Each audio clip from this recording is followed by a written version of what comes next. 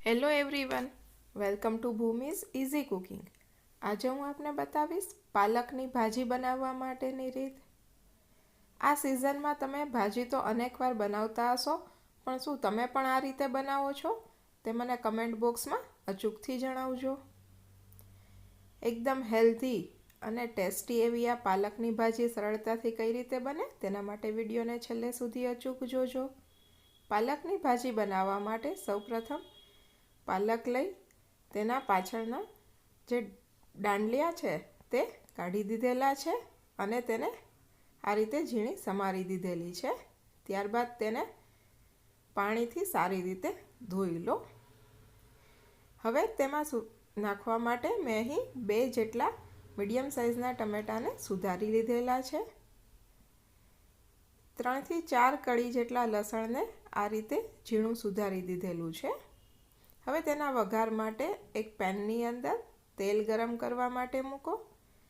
તેલ ગરમ થાય એટલે તેમાં રાઈ, જીરું, હિંગ તથા સમારેલું ઝીણું લસણ ઉમેરી દો।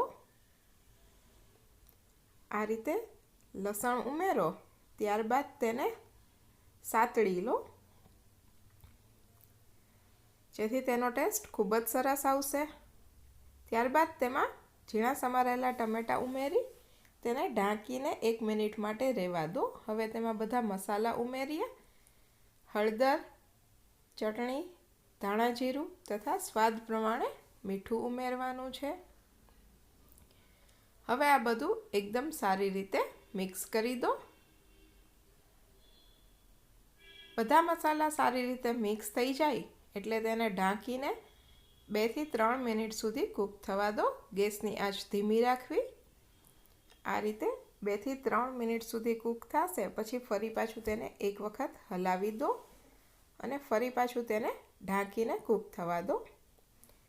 ટમેટાં સારી રીતે કૂક થઈ જાય ત્યાં સુધી તેને આ રીતે કૂક કરવાના છે। હવે તમે જોઈ શકો છો કે એકદમ સારી રીતે કૂક થતા ગયા છે।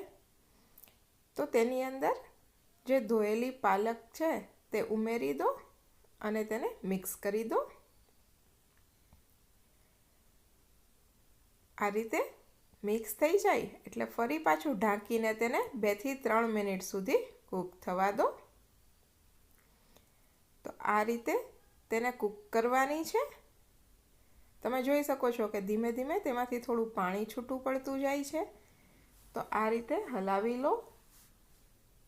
ત્યારબાદ તેમાં 2 થી 3 ચમચી જેટલો ચણાનો લોટ ઉમેરો। મેં અહીં ચણાના લોટને શેકીને લીધેલો છે। તો આ શેકેલો ચણાનો લોટ ઉમેરો। આ પાણી જે છૂટું પડશે તે તમે ચણાનો લોટ ઉમેરશો એટલે તે એબ્ઝોર્બ કરી લેશે। આ રીતે તેને મિક્સ કરી દો। સારી રીતે મિક્સ થઈ જાય એટલે ઢાંકીને 1 મિનિટ સુધી રહેવા દો। તમે જોઈ શકો છો કે આ રીતે તેલ છૂટું પડી જશે। તો આ રીતે તેલ છૂટું પડે ત્યાં સુધી ભાજીને કૂક કરવાની છે। તો તૈયાર છે એકદમ હેલ્ધી અને ટેસ્ટી એવી આ પાલકની ભાજી।